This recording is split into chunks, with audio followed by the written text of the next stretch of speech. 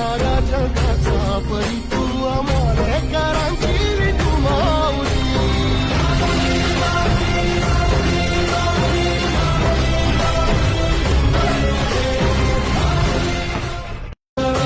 भिडे आसमंती ध्वजा वैष्णवांची उभी पंढरी आज नारावली.